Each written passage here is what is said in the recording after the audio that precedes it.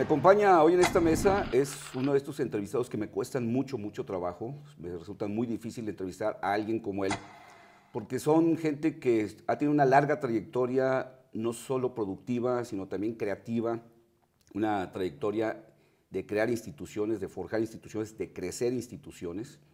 Y bueno, alguien que ha sido médico, que ha estudiado posgrados, que ha formado a muchos médicos, escritor en sus ratos libres, que deben ser pocos, hasta donde yo entiendo un gran lector, pero además ha sido rector de la Universidad Nacional Autónoma de México, de la UNAM, en 2 periodos, 2 veces subsecretario en Gobernación, ha ocupado muchos cargos y al día de hoy es actualmente el secretario de Salud del Gobierno de la República.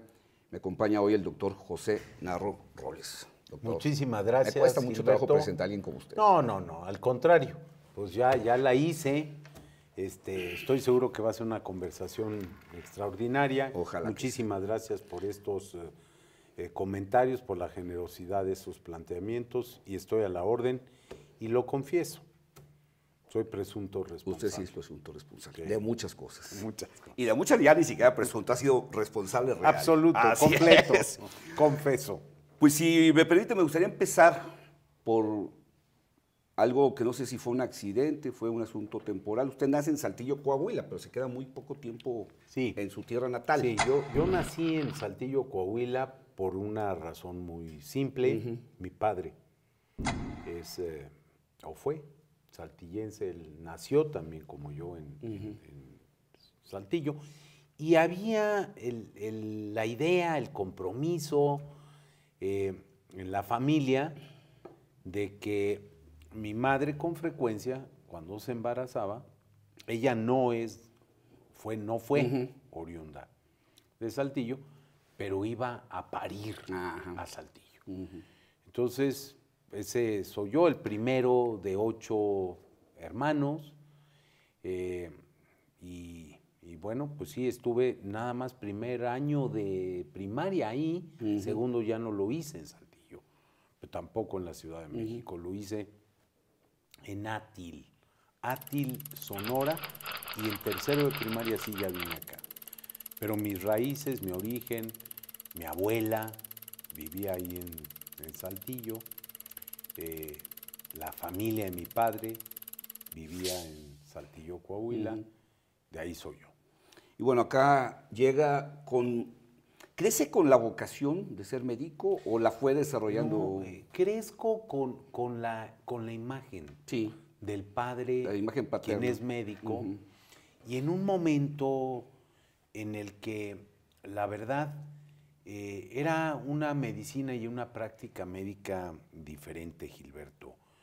Mi padre atendía en su consultorio aquí en la Ciudad de México y mi padre hacía visitas a domicilio y yo lo acompañaba, el mayor de los hijos, pequeño, y yo veía cómo trataban al médico, el cariño que le tenían al médico, el respeto que había, la esperanza que generaba, trataban muy bien al hijo, mientras mi padre veía a su enfermo. A mí me atendían bien, me daban un refresco, un chocolatito, un pan. Nos invitaban a que nos quedáramos. O sea, no solo le pagaban al médico, aparte llévese esto, llévese aquello y traiga al niño y qué bueno. Una muy buena etapa de la medicina. Sí, una medicina muy humana, muy cercana. Muy humana, muy cercana a la familia. Y ahí, pues, identifico que esa, seguramente, después de la de beisbolista, debe ser una gran profesión. Sí, deben ser, ¿no? Y entonces aprendo a amar el béisbol, pero empiezo a entender que en la medicina hay probablemente un camino y desarrollo a la sombra, yo digo a la luz de mi padre, un afecto importante por esa profesión y la pongo en la lista de posibilidades. Y así crezco en la primaria, así paso la secundaria. ¿Públicas? Y cuando llego, toda mi formación, Gilberto, es en la educación pública de este país. En escuelas muy buenas, mi primer año de medicina en Saltillo, de primaria, allá en Saltillo, en la escuela anexa a la normal superior. El segundo en una escuela rural. El tercer año, cuando llegamos aquí a la Ciudad de México, en una espléndida, esplendorosa escuela, la Benito Juárez. Cuarto también. Quinto y sexto en una nueva escuela que se forma exactamente atrás de la escuela Benito Juárez, y después en la secundaria número 32, en una secundaria del sistema público, y finalmente pues entro a la preparatoria, a la Universidad Nacional.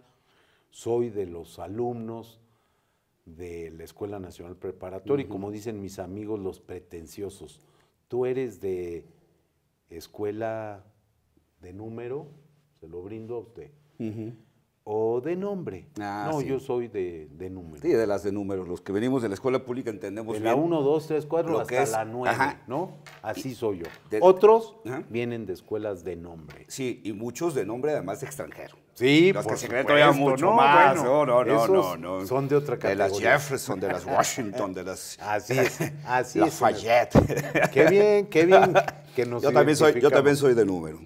Oiga, doctor, y bueno, usted hizo una carrera de estudiante de esos de estudiantes de veras, o sea, no de ir a la escuela a ver cómo me va. No, la verdad, honestamente, de un estudiante de excelencia. Fui un Sí. buen estudiante, Sí. pero también tengo que decir algo.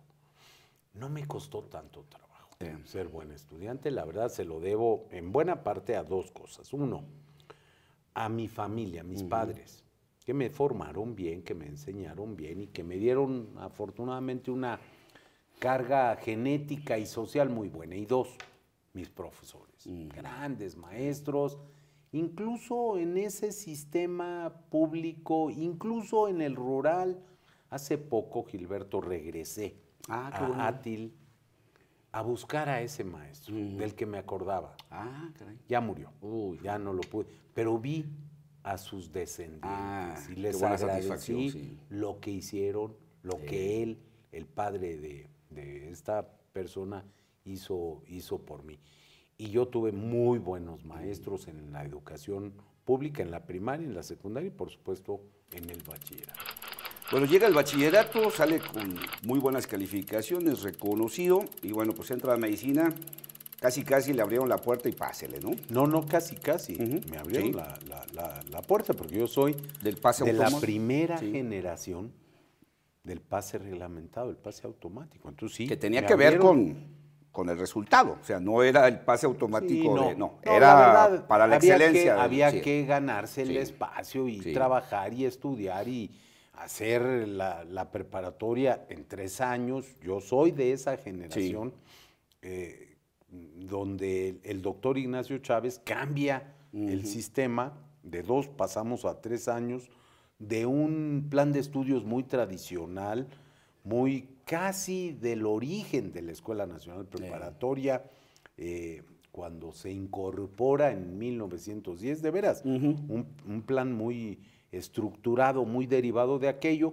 El doctor Ignacio Chávez, rector de la universidad, lo cambia y nos dan la posibilidad de entrar directamente cumpliendo ciertos requisitos. Paso a la Facultad de Medicina y me toca también, yo soy miembro de generaciones de planes pilotos, de proyectos novedosos, de nuevas duraciones, de nuevos contenidos. Yo soy de esa generación. Ahí también me tocó una generación que brincábamos ese tipo de cosas y yo no sabía si era un bendecido por tener esas opciones o era un conejillo de indias que estaban experimentando Somos conmigo. Conejillos sobre los que experimentados y bendecidos por el cambio, por la transformación y con cierta docilidad que después de pronto deja de expresarse como docilidad uno la y pierde. se manifiesta Sí. como rebeldía. Uno Pero la yo pierde. soy de esa generación, Sí, de esas generaciones. ¿Fue vago usted o fue un estudiante sin problemas? Fui un estudiante bueno, estudioso, la verdad, con buenos resultados, pero también que me supe divertir, que supe aprovechar las posibilidades en la primaria, en la secundaria, en la preparatoria y en la propia facultad de medicina, que era muy exigente, pero donde tuve un profesor quien vive, Luis Cisneros, gran médico, llevé 2 cursos con él y que me enseñó a divertirme, que me abrió el mundo en buena parte, que compartió conmigo el día y la noche. Esos sí son maestros. Ese es maestro. Tengo que hacer un primer corte, doctor. Me gustaría que ahora que regresemos me platicara de sus posgrados. Usted se va a Inglaterra Me voy a y luego Inglaterra. pues, regresa y aquí empieza ya a desarrollar una prolífica carrera en el campo de la medicina pública y luego hablamos de la educativa. ¿Le parece? Sí, señor. Gracias. Por supuesto, Gilberto.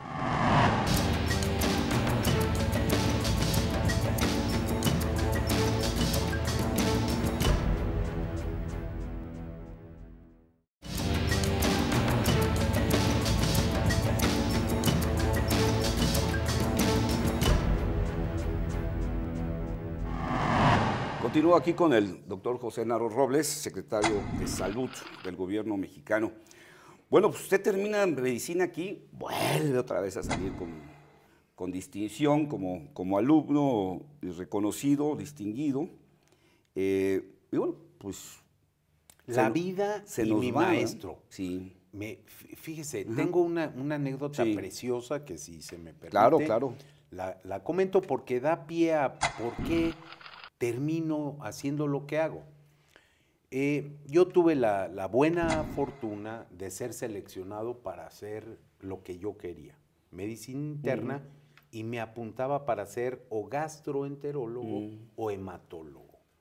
Voy y le consulto al maestro Laguna, el director de mi facultad, que qué hago, porque junto con esa selección recibo una invitación para irme a nutrición a un nuevo proyecto. El maestro Laguna, un gran educador, gran maestro y una gente a la que yo quise entrañablemente y a quien le debo en buena parte lo que yo soy y cómo soy. Una gente que me dio valores, que me inculcó el espíritu universitario, me dice, a ver, ¿cómo está eso de nutrición? Ya se lo platico, déjame ver, déjame hablar con el director de nutrición, que era ni más ni menos que el maestro Subirán, gran médico. Entonces me dice, regresa mañana, ¿no? El fundador de nutrición. Sí. Regresa mañana, yo lo hablo con el doctor Subirán y te digo si te quedas en el IMSS, como ya estás aceptado, o te vas a nutrición. Regreso al día siguiente. No te vas a nutrición y tampoco te vas al IMSS. Ándale. Te quedas conmigo. ¿Cómo? Te quedas conmigo a trabajar y fórmate aquí conmigo, estate un rato, hay un proyecto muy bueno y después te vas a hacer tu posgrado. Y efectivamente, me pone a trabajar en un nuevo programa de educación médica. Me enamoro de la educación médica. Trabajo, bueno, a partir de entonces trabajo mucho, muchas horas, muy dedicado, muy comprometido. Y llegado el momento, mi otro gran maestro, el doctor José Rodríguez Domínguez, él vive, me dice, te vas a ir a Inglaterra. Y me voy a Inglaterra. Estudia yo en Birmingham un nuevo programa. Los ingleses están reformando su National Health Service, su Servicio Nacional de Salud. Hay una nueva disciplina, Community Medicine en inglés.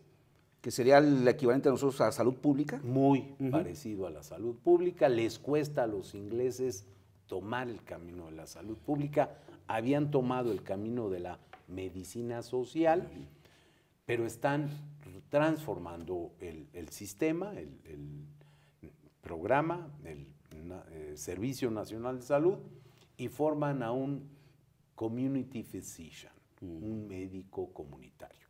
Muy diferente a lo que nosotros entendemos, más en el campo de la salud pública y en mi caso, en un programa extraordinario, en el que participan varias universidades de una región del West Midlands, es la región de los servicios de salud, y entonces me toca la fortuna de prepararme con un gran epidemiólogo, George Knox, en Birmingham, como base, y con muchas universidades. Estuve en Bristol, en Southampton, por supuesto, en Oxford, donde tuve clases con un uno de los más grandes epidemiólogos, Sir Richard Doll.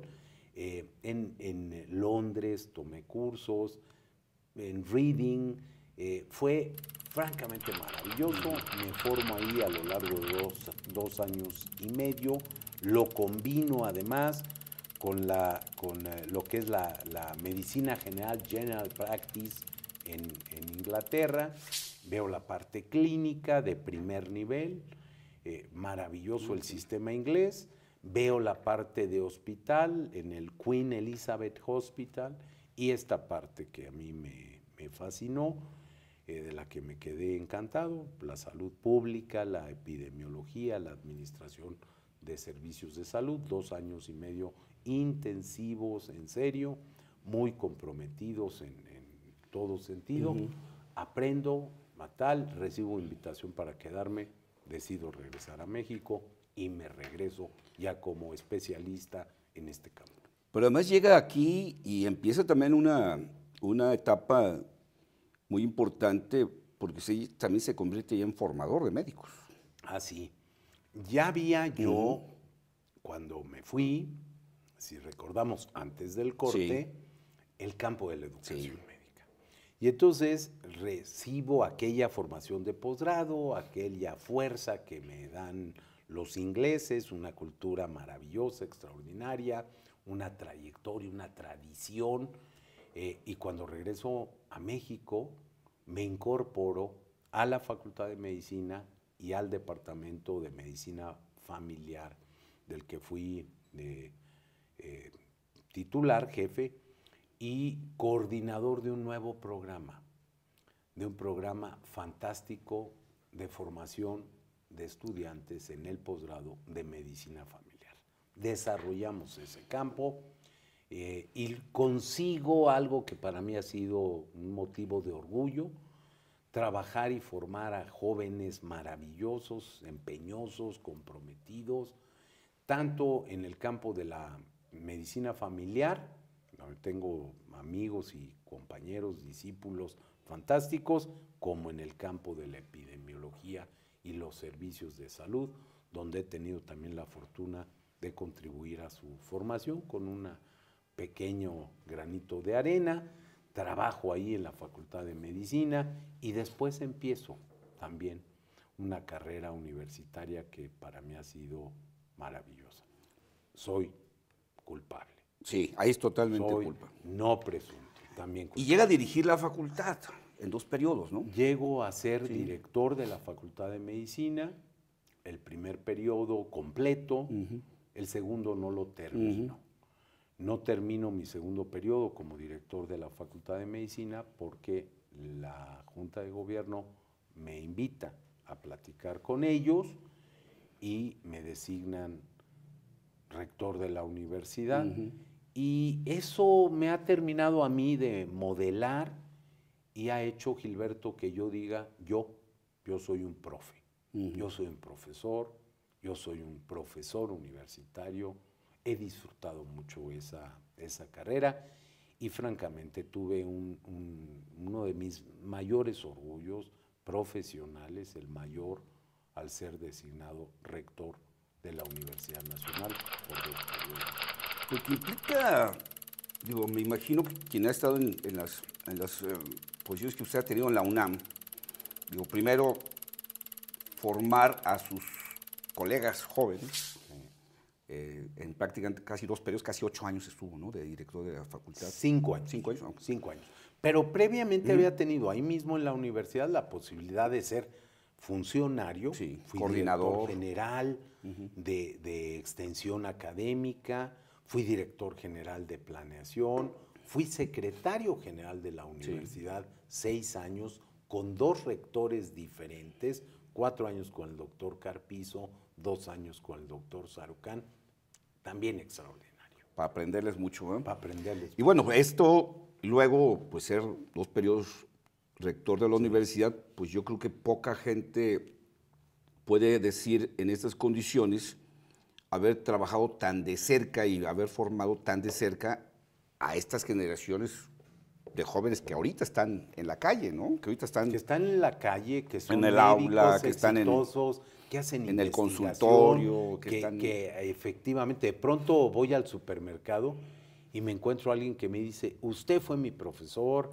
y ahora soy un médico muy exitoso en mi campo, en mi profesión. Oiga, pues qué gusto verlo aquí comprando el súper o haciendo Sí. el súper.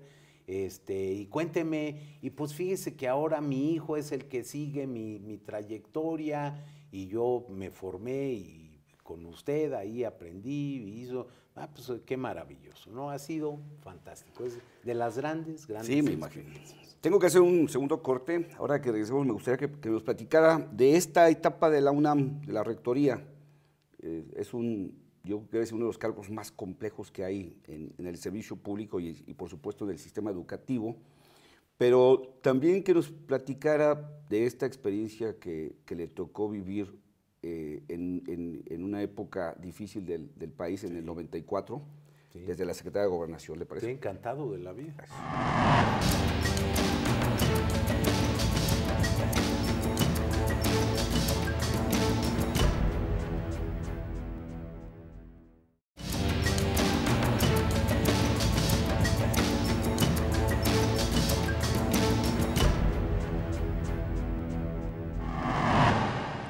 Continúo aquí con el doctor José Narro Robles en esta interesante plática, en la que estamos pues dando unos brincos muy grandes, doctor. Es que también usted tiene la culpa, ¿para qué hace tanto? No, usted, pues, ¿para qué me pregunta esas cosas? Pues llega la rectoría de la universidad, de la UNAM, que ha sido, pues es una universidad muy importante en el país porque es una referencia de muchas cosas, obviamente de la formación universitaria, de la calidad universitaria, pero también es una universidad pues muy difícil, es una universidad con una comunidad con mucha participación social, con mucha politización, muy crítica, muy politizada. que Sí. no vea la universidad como No, como una entidad ahí aislada. lo ve como ajena, parte de la sociedad ¿no? y como obligada a Como participar. obligada Así es. a comprometerse con la sociedad, a hacer crítica, a proponer cosas. Muy complicado ese cargo. Y bueno, a usted le toca llegar cuando la universidad ya había pasado Sí. varias etapas de Debo turbulencia decir y que con una turbulencia. tuve una gran fortuna Sí. también. Me tocó acompañar al doctor Juan Ramón de la Fuente en sus 8 años como rector. Y yo ya había tenido la experiencia a la que ya hice referencia con algunos otros rectores. Yo me formé en muy buena parte con el doctor Guillermo Soberón. Sí. Trabajé con el doctor Octavio Rivero, también rector, y después muy cercanamente con Jorge Carpizo, secretario general, con José Sarucán. De tal manera que cuando llego con Juan Ramón de la Fuente y que le toca a él articular los esfuerzos para levantar, para rescatar auténticamente a la universidad de un momento difícil, fui muy amigo, soy muy amigo de Francisco Barnés, a quien le tocó tratar de encabezar alguna reforma y no se pudo, se generó un problema, llega Juan Ramón de la Fuente, el doctor de la Fuente, y empieza una lucha por recuperar, por rescatar, por sacar adelante a la universidad. Yo estoy ahí. Y después como rector tengo la suerte de que ya me toca una universidad recuperada. Digo las cosas como son y tengo el gran orgullo, Gilberto, de que mientras yo fui rector no hubo un solo día, en donde toda la universidad estuviera cerrada. Después de que tuvimos una universidad que por más de 9 meses estuvo cerrada. Y que vivía turbulencias constantes. No, bárbaras. Casi había que hablar por teléfono para ver. ¿Hay está clases? ¿Voy o no voy? Está el rector. Así sí, es. no, pues entonces ya no voy. Así ya no soy yo. Sí. No. Fue realmente un periodo intenso, difícil. Es una posición muy compleja, muy demandante y también extraordinariamente gratificante. Yo se lo digo de verdad, para mí, lo he dicho en muchos espacios universitarios, como rector que fui, o como director de la Facultad de Medicina, pero también lo he dicho ahora. Recientemente he estado en algunas universidades. Mi respeto, mi gran orgullo de formar parte de una comunidad como esa, mi respeto por universidades como la de Guadalajara, una de las grandes universidades, o la de la Autónoma de Nuevo León, o la de Puebla, la Benemérita, o la Michoacana, donde también di recientemente una conferencia. Es una de las grandes instituciones, la universidad pública. Todas las universidades públicas y privadas, pero la universidad pública juega un papel muy, muy especial. Ser rector es una distinción y una enorme responsabilidad. Se siente la losa cargándola, la verdad, se siente. Lo bonito, se comparte y se comparte con muchos rectores. Hicimos una gran cofradía, mi respeto por la Universidad de Guadalajara, mi respeto por estas universidades públicas y por supuesto mi cariño, mi deuda permanente, eterna, acrecentada, mi pagaré vital con la Universidad Nacional Autónoma. No me da tiempo para que hablemos de sus logros, pero bueno, creo que ahí están tangibles y visibles. Nada más quisiera que me dijera si recuerda qué pensó en la última vez que se asomó por las ventanas, que es el piso 6. El piso 6. El piso 6 de su oficina de rectoría. El último día que estuvo ahí como rector, si recuerda qué pensó. No, pues una añoranza extraordinaria. Sí, sí me asomé a ese piso el último día que estuve ahí, el día previo a la entrega, ahí estuve en el 6º piso de la torre de la rectoría. Abrí los ojos y dije, me tengo que llenar los ojos y la memoria de esta vista del campus universitario.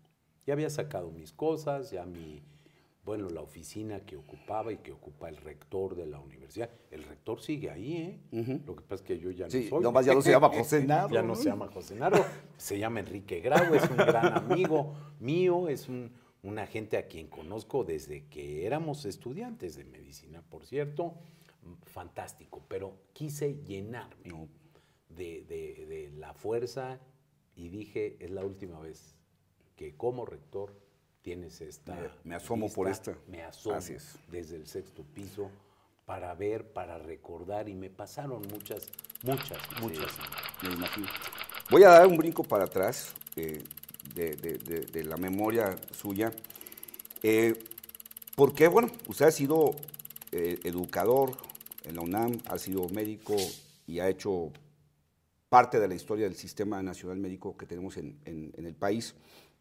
Pero hay una parte de su vida que estuvo muy ligado a la parte política en la Secretaría de Gobernación, precisamente con el exrector Jorge Carpizo, que llegó a ser secretario de Gobernación en un momento dificilísimo del país. Complicadísimo también. Y usted llega a ser un secretario que era población y subsecretario de población y migración. Donde la parte migratoria, el Instituto de Migración, Nacional de Migración, dependía de esa. Que ahorita se ha convertido en un tema fundamental en el mundo. Sí.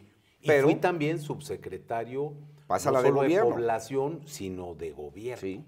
Pero un año dificilísimo, 1994, donde un día escribí un artículo. Sí, nos pasó todo lo que podía pasar en un país. Y algo más. Sí. En 1994, yo escribí el año que México cambió. Sí. Fue un año, hay que recordarlo. Cuando hablamos de lo difícil que están las cosas en México hoy, en 2017, que sí lo están, nada que ver, Gilberto, nada que ver. A ver, el 1 de enero de 94, muchos nos despertamos con la incredulidad. Y algunos no nos habíamos dormido todavía. Y algunos seguíamos todavía en el Happy New Year. Sí, pero con notición. Una noticia conmovedora en todo sentido. Y que tuvo repercusión en el mundo. En el mundo. Que nos proyectó en esa dimensión de qué está pasando en México, ¿no? ¿Y qué pasa con los pueblos originarios, con los pueblos indígenas, con el caso de Chiapas, el EZLN. Pero junto a eso tuvimos secuestros de prominentes mexicanos. Tuvimos el asesinato de un candidato a la presidencia de la Luis Donaldo Colosio.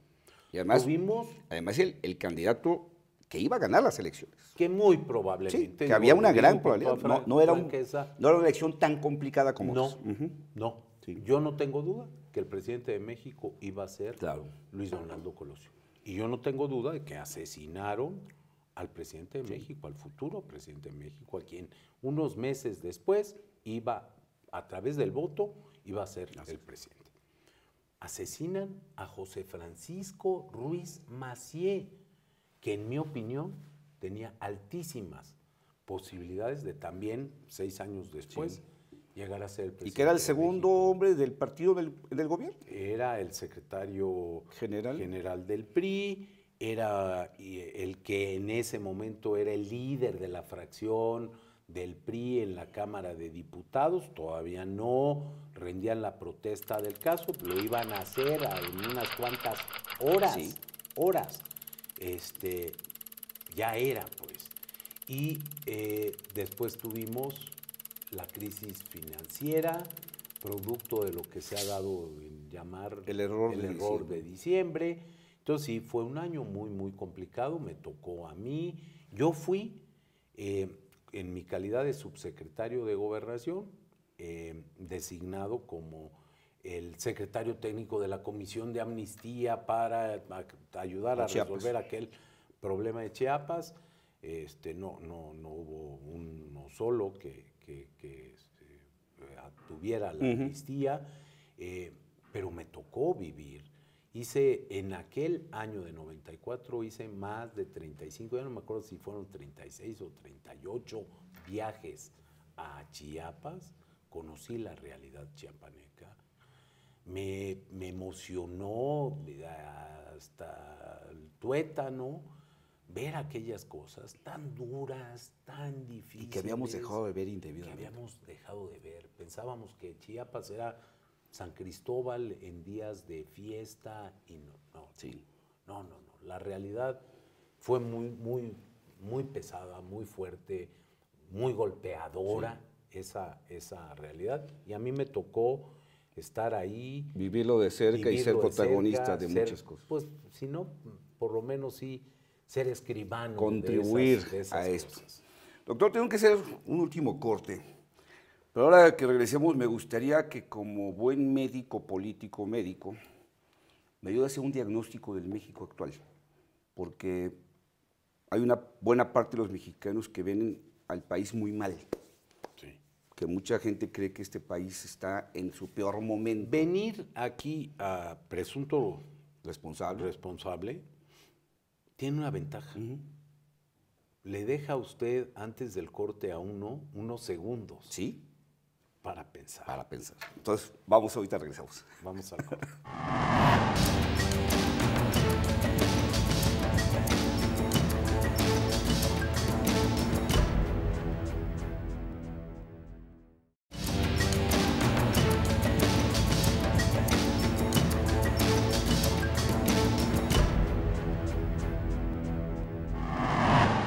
Bueno, lo he comentado, el doctor José Narro, pues hemos tenido que hacer unos brincos muy rápidos porque una hora, insisto, se puede predicar muy poco de su larga trayectoria, pero bueno, yo diría así muy rápido de todo esto, de lo que nos ha platicado, además pues ha contribuido con artículos que han sido parte de libros o de artículos sueltos en muchas publicaciones científicas, en muchos libros sobre la materia, tiene una larga colección de doctorados honoris causa y de reconocimientos por todos lados, pero desgraciadamente no me da tiempo para hablar específicamente pues, de su larga lista de reconocimientos y trofeos.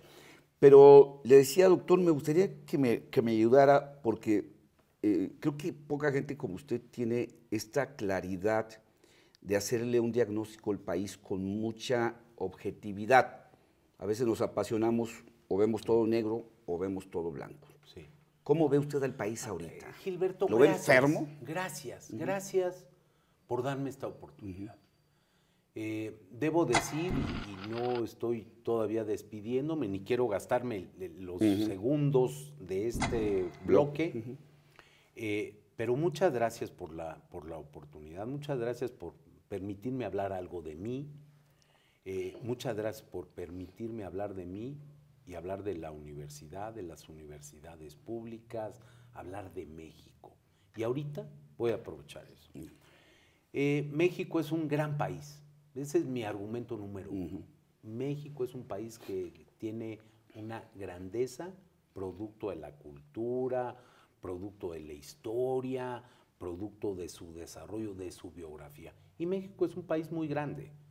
A ver, 2 millones de habitantes, 2 millones de kilómetros cuadrados y 124 casi millones de habitantes, no son pocos. No, pues, ¿no? Y podría yo dar muchísimos datos de la demografía, podría dar datos de la geografía, de la extensión, de la economía, de los litorales, de las cosas que definen y perfilan a este gran país. México es un gran país. ¿Tiene problemas? Sí, tiene problemas. Y algunos, y es lo más doloroso, algunos son prácticamente de siempre.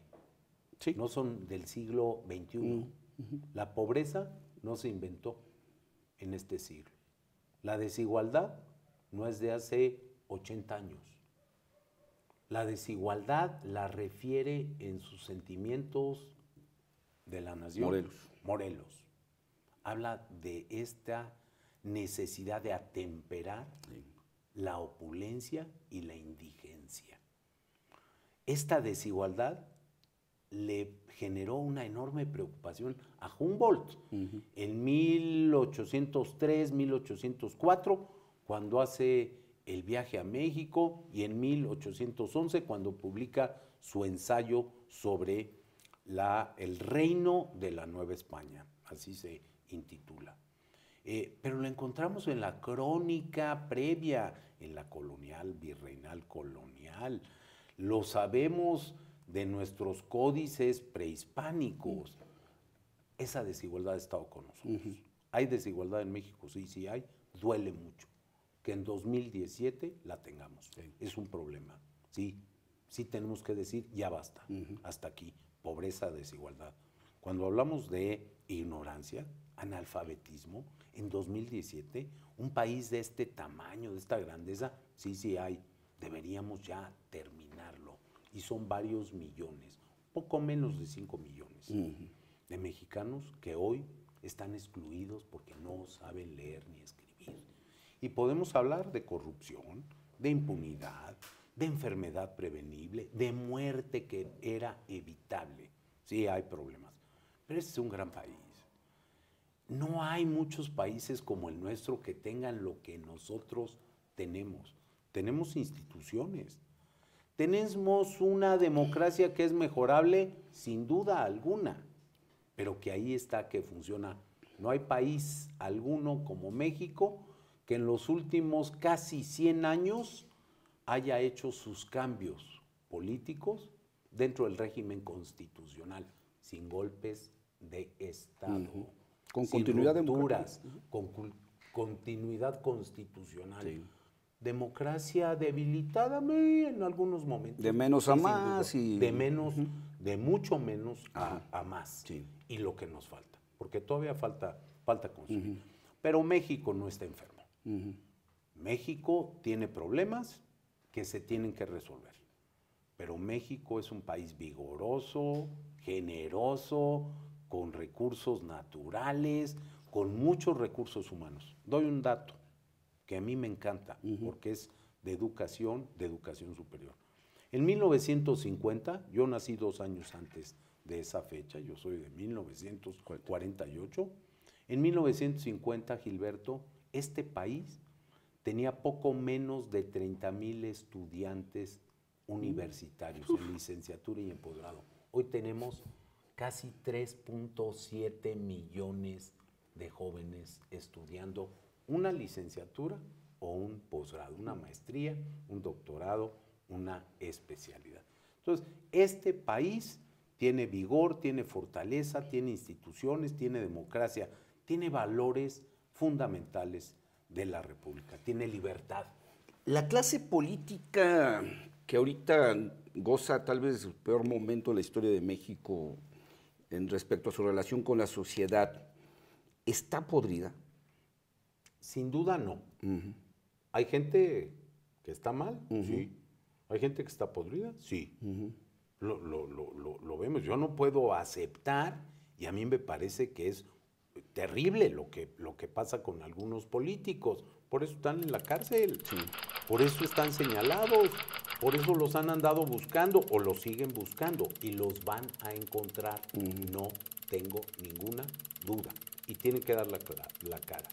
Porque no se vale usar las finanzas públicas para fines personales. Las instituciones sociales, políticas, democráticas para beneficiarte, las de cultura. No se vale hacer a un lado a universidades como la veracruzana y regatearle el presupuesto y usarlo en beneficio público. Es un crimen mayor todo eso. Es un crimen mayor. Doctor, usted hizo responsablemente un lapso de su militancia cuando fue rector. Sí. Pero usted siempre se reconoció, hizo ese acto de responsabilidad que creo que me parece que hizo lo adecuado, decir, bueno, acá no tengo por qué meterme en esto, pero regresó a su militancia. Y creo que una de las cosas que también no pasan por un buen momento es la reputación del PRI en la sociedad mexicana. Es verdad, ¿Cómo Gilberto? ve usted a su partido? Mire, déjeme decirle, a ver, ha sido un partido que sin duda ha tenido problemas. Pero ese es el partido que ha gobernado el México, que ha hecho las grandes transformaciones del siglo XX. Y es el país, el partido que le dio al país estabilidad. Y es el partido en el que militó Lázaro Cárdenas. Y es el partido que construyó con Miguel Alemán Ciudad Universitaria en el caso de la Universidad Nacional Autónoma de México. Y es el partido que generó el Infonavit, el CONACYT, que estableció el Instituto Mexicano del Seguro Social o el ISSSTE. O sea, ha sido un partido con contrastes, sí.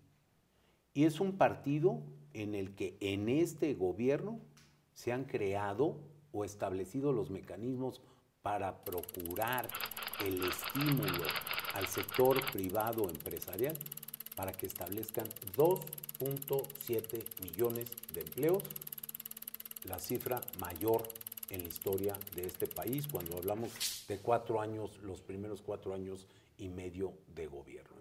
Es un país, el nuestro, complejo, con un sistema de partidos donde ahí está el PRI, que ha tenido problemas, sin lugar a duda, pero que también tiene y ha tenido grandes aciertos.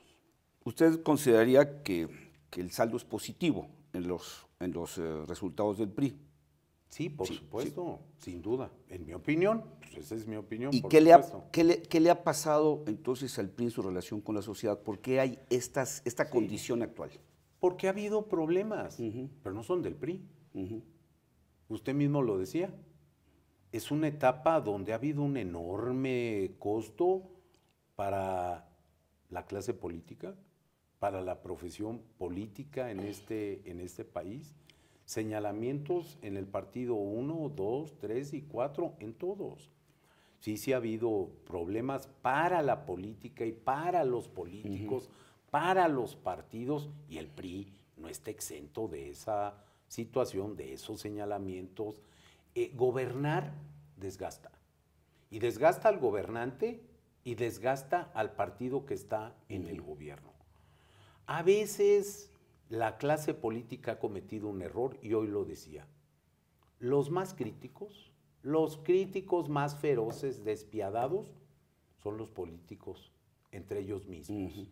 Y es algo muy espectacular, porque en general, en las distintas profesiones y oficios, hay cierto respeto al compañero de profesión o de oficio. Menos en este. En esta no hay ninguna consideración. consideración. No, hombre. se tratan como, no como adversarios, no. como enemigos, Como enemigos jurados. completos. Y aquí hay algo que yo sí quiero decir. Así como Martí dijo, y tenía razón, que honrar, honra, también le digo a los políticos, deshonrar, deshonra. Sí. Doctor, usted tiene un diagnóstico del país que ya nos platicó en parte, y bueno, desgraciadamente el tiempo ya se me fue. Pues hay menciones, hay encuestas, pues que dicen que tal vez el doctor Narro puede ser el médico que cure esos males que tiene México. ¿Lo siente? También lo he dicho, si esta conversación, si este programa, Gilberto, que estamos hoy grabando, Sí. pasa dentro de 6 meses, voy a estar haciendo un comentario desacertado. Como sé que no es el caso, voy a ser políticamente correcto. Perfecto. Y acertado. A ver, no, todavía no son tiempos. Faltan condiciones, falta convocatoria, faltan reglas, falta que evolucionen y pasen algunas cosas que tienen que pasar. Entonces, ¿qué es lo que yo digo? Todo a su tiempo. Hay cosas en la vida, por ejemplo, un proceso de gestación no se debe adelantar, se llama embarazo que termina como prematuro. Y lleva sus tiempos. Los embarazos tienen tiempos correctos, permítame la analogía médica. Idealmente son cerca de 40 semanas, de 9 meses. Todavía no es tiempo, todavía es prematuro. Dejemos que las cosas evolucionen, que maduren, que lleguen a su momento. Y cuando llegue, a ver, establezcamos un compromiso, Gilberto. Va. Que este programa me llame a cuenta. ¿O? Perfecto.